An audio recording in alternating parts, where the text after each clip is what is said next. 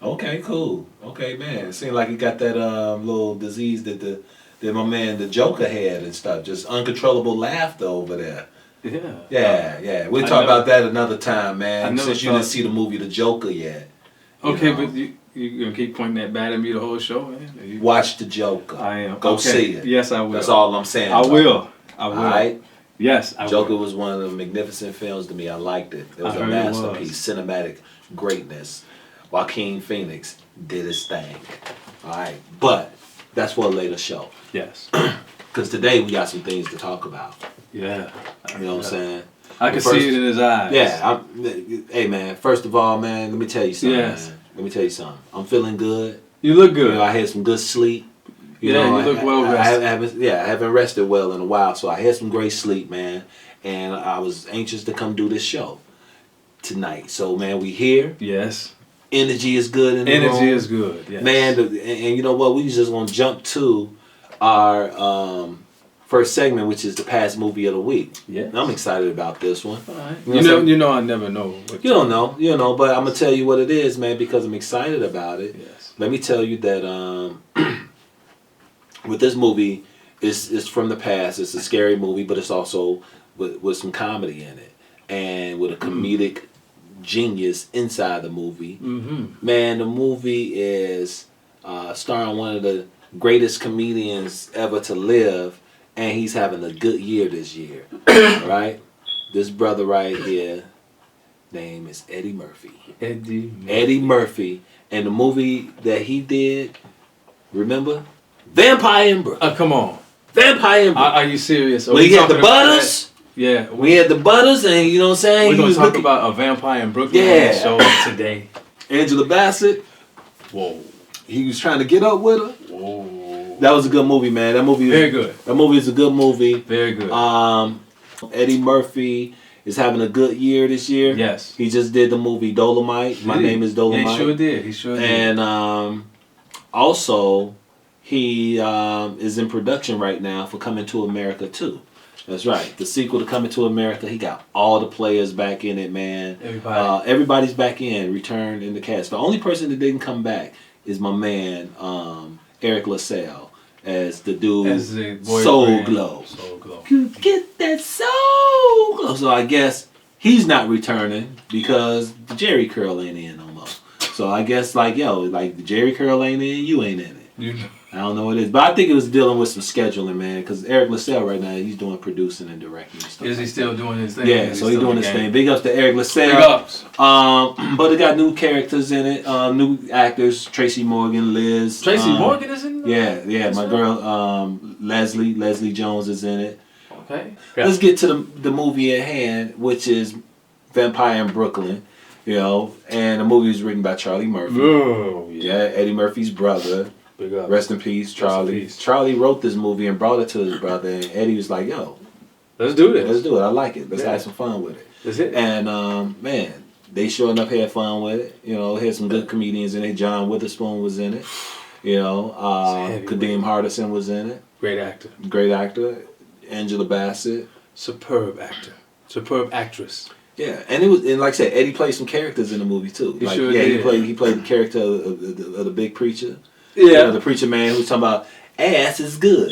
Everybody like ass. Yeah, ass is good. You know what I'm saying? Yes, I do remember.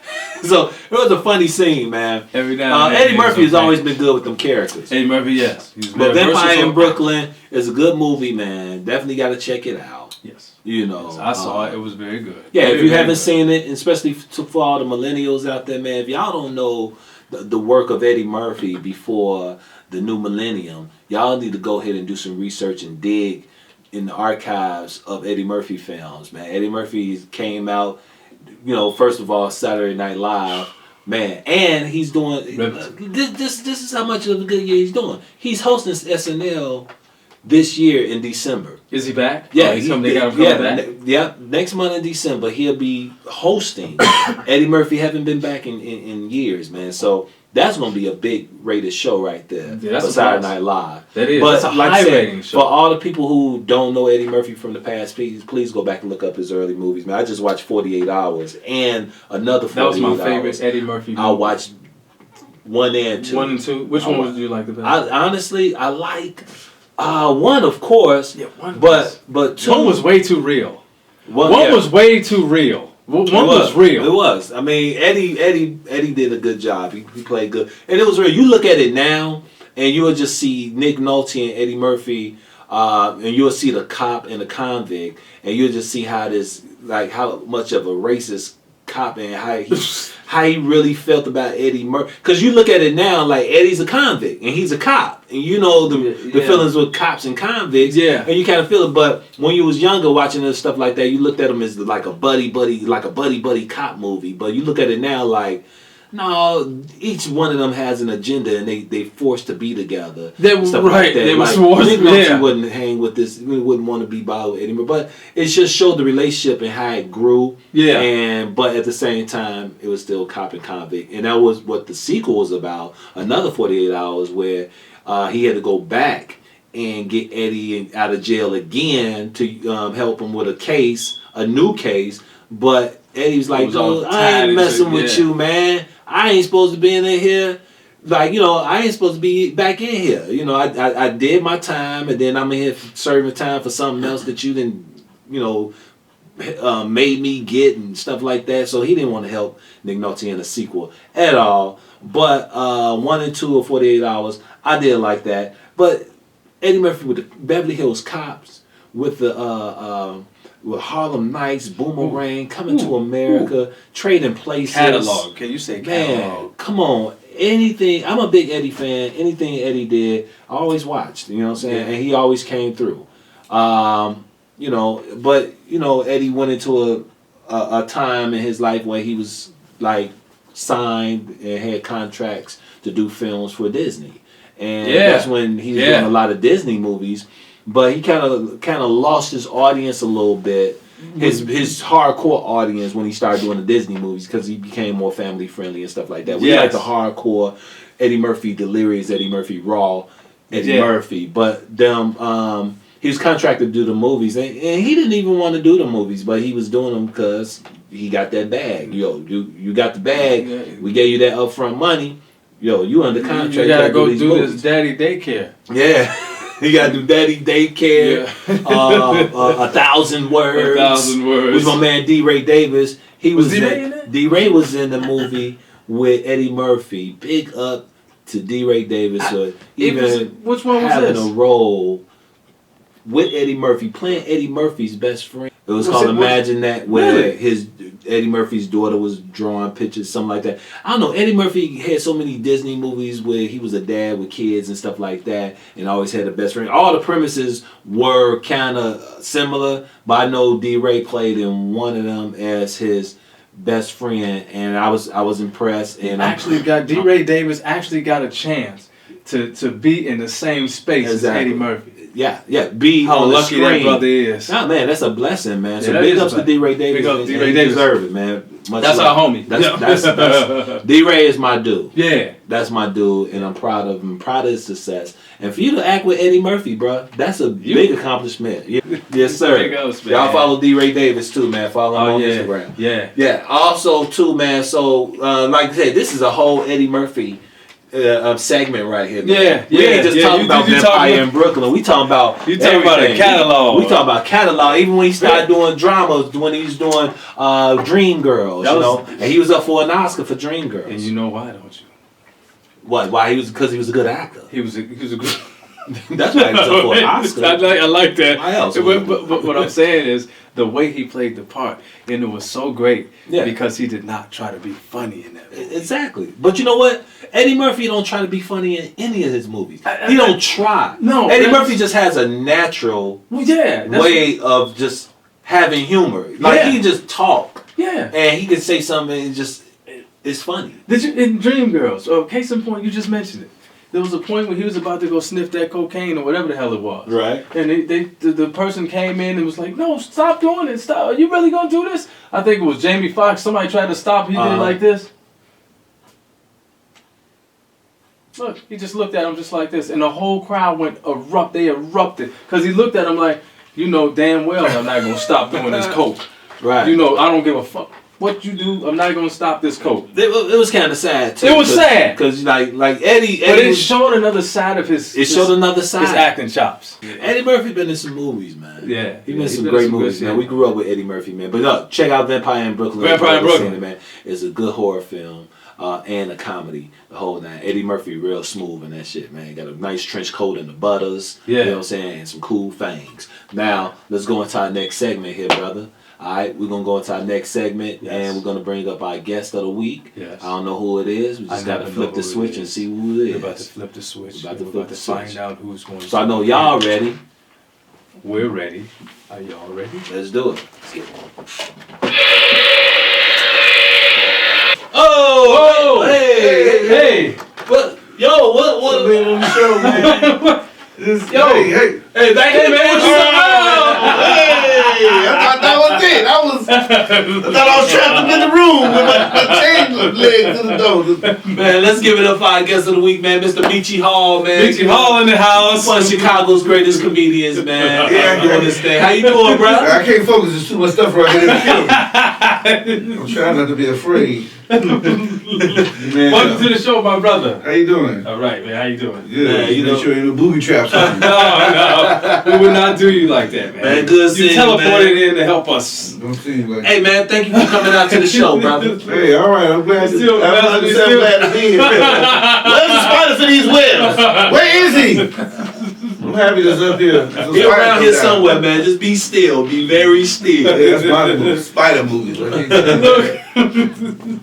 So man, yeah, so man, glad having you on the show, Meech, man. Hey, we talking about our past movie of the week, and we want to bring you in on the conversation. We want to know, and by you being a comedian, I'm sure you've seen it, and even if you're not a horror movie fan, but if you're a comedy fan, you saw this movie, man, and it's called Vampire Out of Brooklyn with my man Eddie Murphy, man. So I know you've seen it as a stand-up comedian and a fan of Eddie Murphy. Remember that one? Remember that one? You got the whole 200 years to live. You throw it all away for a beautiful woman. Hey. And if I was a vampire in Brooklyn, I'd probably do the same thing. And you know, hey, Angela Bassett was the woman. Oh, yeah, finding them up. Yeah. I throw away next 200-300 years there. You got to come with me, Angela. Angela, come with me. Come on, Angela. I need to find my bride tonight. Vampire in Brooklyn, man. Eddie Murphy, he had butters and everything. He sure did, man. And did you know that movie was written by Charlie Murphy? Charlie Murphy wrote that movie. No, come on. I didn't know that. That's new. No, really. And then not only that, I'm gonna tell you something else, man. Kadeem Hardison part was supposed to be played by Flavor Flav. Eddie Murphy went to Flavor Flav for that movie first, for him to be in that movie first. So why didn't he get the role? I think it's scheduling touring or something like that with the public group. But yeah, but he asked Flavor to be do that role. And I think that was I can see Flavor Flav, no makeup, straight on the set. Yeah. I can see it in the limo. That makes a lot of sense. That was a good idea. That's the first time I really saw somebody that's supposed to get the part that probably should have got part of a ghoul. That makes a lot of sense, right? Well, yeah, but big ups to Eddie Murphy. Big ups. I love that brother, man. That's doing right. all types of things. He's not afraid to do anything. No. The man really goes out and really just go outside. Yeah, man. He stretches his limits. I like that he made the movie funny and scary at the same time. But not really scary, but funny and entertaining. And it's always hard to have a good love story. That's what I'm talking about, man. So look, check it out. We're going to go to the next segment, man. Our next segment is our guest movie of the week. You see how I did that? Yeah. Like normally I always skip to the present movie. Yeah. But this time I was on point. It's our guest movie of the week. I didn't make that mistake this week. And I'm on it, man. So our guest movie of the week, man, we always ask our guests to come on with a movie that kind of like, one of their favorite films. Yeah, scared the shit out of them. Well, I gotta start with the psychology of the movie. I started with Paranormal Activity. Oh. So, but this is a series of those movies from those people from the Blair Witch Project. Because I like how they did movies. They did movies with a more realistic. Exactly. They broke traditional norms of how they did the effects, which makes a lot of sense. Yes, sir. But Paranormal Activity, man, I really, let me tell you, man, my lady was at home watching it, right? Okay. And it got a part so scary that we just cut the movie off and never seen the end of it. Like, What? yeah, just there was a part we both looked at each other like, yeah, we pretty much that was it. So when we saw the other people was producing another movie, Insidious, we went to go see that, and it definitely. I wanted to walk out the movie theater, but it held up to that Paranormal Activity. The Paranormal Activities are. Man, they scare me. Yeah, they definitely scare me. Anytime we start talking demonic stuff and all that, that's kind of real and kind of can't happen. Can't happen. And then they kind of trace it back to real stuff. It'd be too much for me now. Right. You know it's real. When you just got the camera rolling, I'm afraid to just have a camera rolling the whole night in my crib because I was curious and wanted to do that. What? Saying just to see what happens. Don't do it, man. Even when you sleep, what goes on in your sleep, man? I'm afraid. I'm afraid to see. Don't do it. Cause I know stuff. I felt presence in my room at times when I was sleeping. That's because when black people start looking at white movies and start talking about I'm finna do that because they did. We get in trouble. We stay in the black lane. We don't get none of that shit. We look at that like that's white folk problem. Right. Yeah. That's white people problem. In your damn bedroom. Who sees something? Someone killed the whole family on TV. Then get them like, you know what? I want to see if it really works. If it really works, guess what happens? You're dead. No, I don't even want to try. That's just like back in the day when we was always curious about them little things, man. When we used to go into the bathroom, never did it. Right, look at the mirror. Yeah, Mary, and all that stuff. The whole nine. You turn off the lights and look into the mirror. On that, stuff like that. Yeah, I'm one of the people that start crying before you start saying Candyman. I'm like, you say Candyman, then I'm crying, and I ain't going to tell. I was one of them kind of kids that was with the cool, crazy stuff. Yeah, it was so crazy because it's like you had even like rules or you had instructions of what to do to get out the bathroom if anything happens. And like if the door is locked, bang on the doorknob, you gonna hit their hand, they're gonna be like, oh shit, and then they're gonna let it go and get out. It was like some silly shit as kids, pre-teens. That's what we're talking about, like some just hit the doorknob and you gon' cause they hand on the doorknob and you hit the doorknob, you gonna and then that's when you get your getaway. We believed all that shit, man. Oh yeah. But we won't try to see, we won't test it to see if it's true or not. You know, we'd be like, man, that shit ain't real, but you ain't gonna go and actually do it to find out if it's real or not. My little brother was a trier. My little brother was one of the people that was a daredevil. He used to do crazy stuff like stand outside the windowsill, and we lived on the 3rd floor.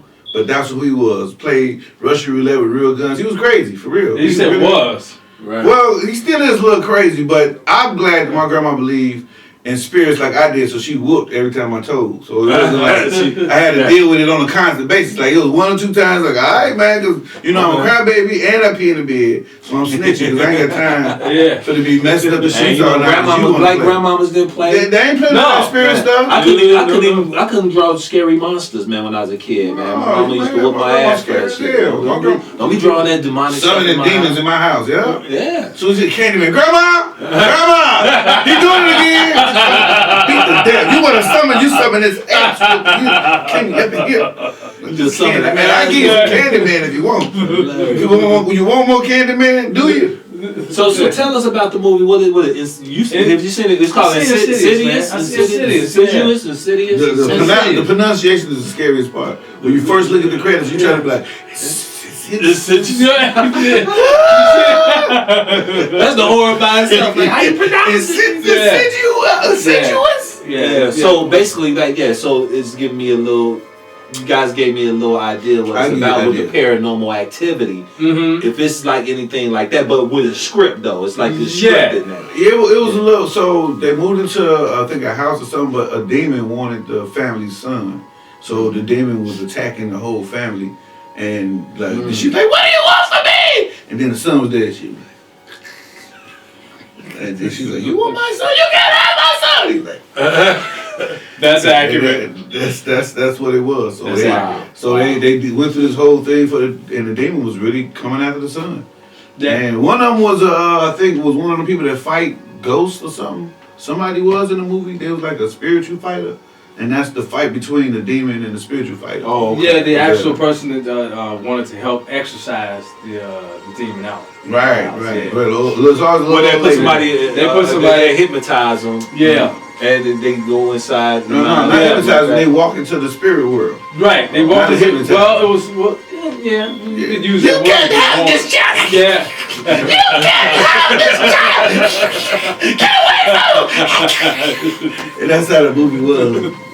At the end, you had to walk. It was just like that. I definitely want to see that. You got to, man. You get caught in the spirit world. That's the thing. If you get in the spirit world, you gotta know how to get back. But see, all the movies were coming out at the same time. Like it was that together. It was The Conjuring. Then it was like Sinister, and there was like all these movies just coming out. It was just too many for me to just like follow, because they weren't just like a movie. It's like a franchise of the films. There's like a whole like bunch of sequels back to back. So I was like, okay, I got to get into these films later, because man, I can only do so many horror films. Yeah. It's like sometimes I don't even want that in me, like, you know, too much. You know, when I saw Paranormal Activity, man, it's like I saw those, like, man, okay, cool, I'm gonna take a break for a while. You said you were scared in the dark a little bit that night. How'd you feel about Paranormal Activity 1? How'd y'all feel about that? Did you even finish it? I watched 1 and 2. I mean, one was really paralyzed. Yeah, one was the one that I cut off. Do you remember the one you cut off? Do you remember when they like in the middle? It was just a lot of. It was just a lot of. I don't know, somebody died. Bro, it was a lot of things in there that like were real. Man, like when you saw like a sheet over like somebody looking like a kid. It was a sheet, and it like. And the lady back was turned. I think she was doing the dishes or whatever, and he was just standing behind her and shit. Yeah. And then before she turned around, the sheet just dropped. Like nobody was under that motherfucker, man. No. That shit was scary as hell. Did you see the part when all the furniture went up to the raised to the ceiling, and then came down. So good choice though, man. City. Very, very good choice. Now let's go to the next segment, man. We're gonna go to our present movie of the week. Our present movie for this week is a movie that's out in theaters right now, and it's called The Countdown. The Countdown. Now we're dealing with horror films. We're dealing with movies that's going into the technology horror world. You know what I'm saying? The technology is being, used in these horror films, man. More and more. And you know what? But the thing is, it makes sense, because that's what a lot of these. Everybody hooked on. So why not make it scary and make you think twice about using your phone or downloading an app? Which case is this movie with The Countdown? It's an app that you download, or it even comes on the phone when people buy the phone. It's already uploaded on the phone. Yeah, and it tells you. So you got 27 years left. Yeah, it tells you how long you got to live. You got 3 seconds.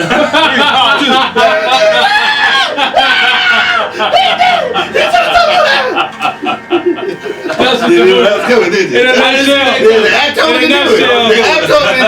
nutshell, that's what this movie is about. We just reacted the whole movie out for you right now. Thank you for telling that's what it is. Movie. The movie is about this app is on phones, man. It's telling people how long they had to live. Yeah. And I guess it gets to this one girl, and it tells her she has 2 days. 2 days left. So she's trying to, like, I don't know, just rearrange or figure some shit out, or try to get rid of the app on her phone, so she thought she can go get a new phone and get the app removed, or not get an app, and it would prolong her life. But before she walked out that door, that app popped up on her new phone. Bitch, you ain't going nowhere. Well, you got your ass now you got a day and a half. You told me I got 2 days to live. I ain't got time for that. This is gonna be cocaine and white women. I'm going out. They told me I couldn't have cocaine or white women. I ain't gonna be a sellout, but since I'm dying, I might as well go ahead and be taboo and do exactly what I've been wanting to do my whole life. You got a day and a half left. You got a day and a half left.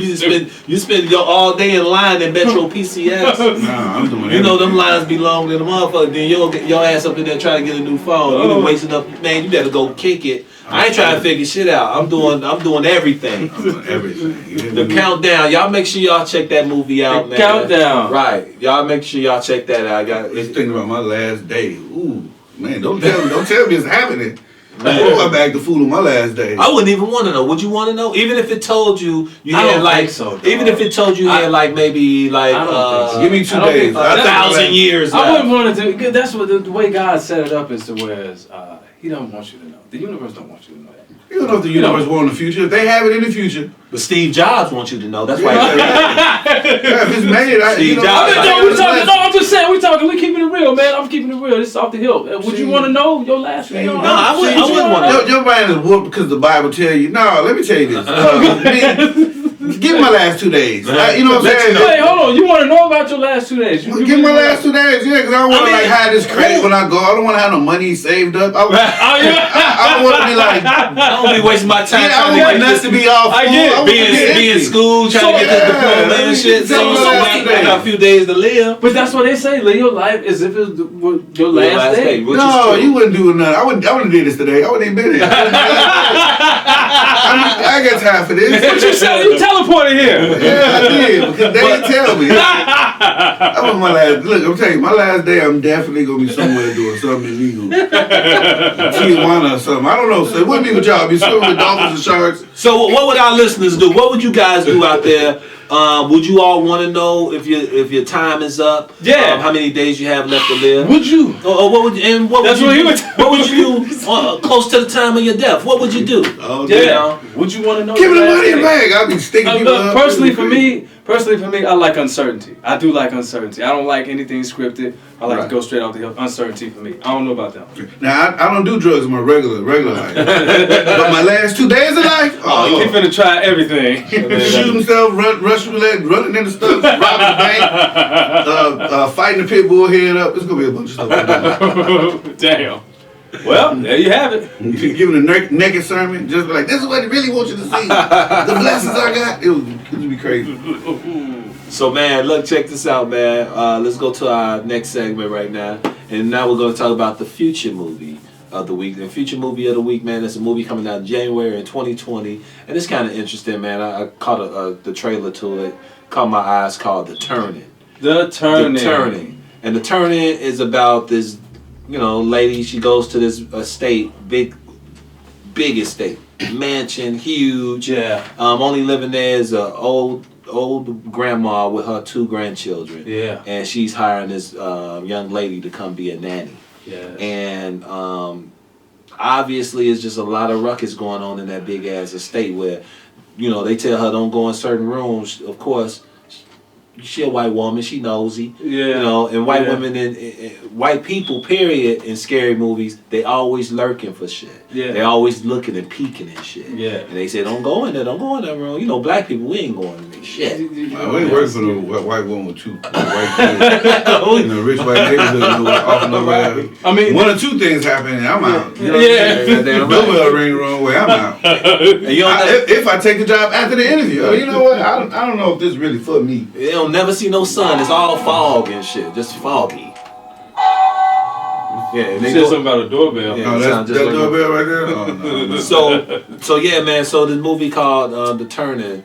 I saw the trailer. You saw the trailer? Yeah, it looked kind of creepy. It looked creepy. They set it up for isolation, the whole isolation bit. But it's dealing like with these kids, and these kids are like, they kind of torturing this new nanny. Like kids would do a babysitter, well, substitute teacher, little pranks and substitute, do all that. You think that's okay? That's cool. Yeah. But these kids having help from some spirits or some demonic spirits that's going on in the house. Yeah. But these kids, they cool. They cool with these spirits. I can take that job. I forgot I just called my grandma. She's still alive. She got way out there. Beat those little kids' ass. Straighten them right up. You just summoned this ass whooping. Fight the other grandma and tell her, you ain't messing my baby's money. Every movie done. They be movie done. The movie done. She know the spirits and everything. It's right. crazy. So apparently there was a nanny before this one who just got hired and something happened to her, and then she's curious about what happened to the last nanny. And the little girl's like, hi, you would want to know, won't you? I ain't telling you shit. You gonna figure this out. So The Turning, man, come out January 2020. That sounds terrifying. Yeah, y'all make sure y'all check that out. Looks good. Looks good too. You have bad white kids now. You can't whoop little bad white kids. That's just in regular real life. If you had you had a great job, live in, big house, the money you want. You get to drive the family car. You got 2 white kids you can't whoop. Acting a fool. That is a horrible movie. I really want this job. I want to kill these little kids, but I need the job. Oh, that is scary. That's horror by itself, brother. Yeah, man. Oh man, turn your ass around for you take his ass whooping. That's probably what the movie about. Turning around. The turning. Just get the fuck out of there.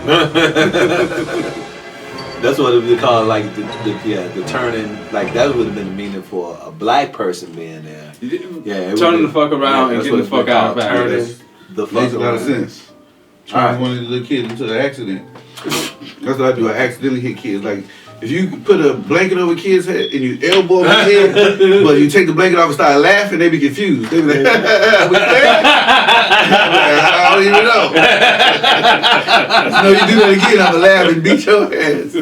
That's what I do, man. All right, man. Well, look, we coming to the conclusion of our show this week, man. I'd like to thank my guests coming out, Mr. Meechie Hall. That's right. Meechie, man, let everybody know where they can find you, man. What's going on? Catch you at your next show. What's happening, bro? Hey, I'm Meechie Hall, the Joke Hustler. You can catch me on Instagram or Twitter. And my Instagram is JOKEHUSTLER. Joke Hustler. Hey, look, make sure y'all, man, follow him, man. He doing a lot of things, man. He big things. Sketches, stuff like that. Podcast coming out. Podcast coming out. All that. And man, we gotta get on the podcast, man. You gotta invite me and Asylum Jim to the podcast, man. Yeah, Scary AF going to. Cool. That's what's up, man. Now look, check it out, man. Look, we make sure we want y'all to tune in. Please subscribe to the YouTube channel, Scary AF. Please follow us on Instagram, Scary AF Podcast. And on Facebook, it's Scary AF. Man, we around, so make sure y'all tune in. Man, we got movies, we got guests, we got funny. We got scary, funny, and just a lot of good entertainment, man. I do got a movie that I want to talk about. It's called Ghost Condom. Ghost Condom. Ghost Condom. He put the condom on and he doing it. Then he look up and the condom gone. He like, it's like he thought it was there, but it wasn't.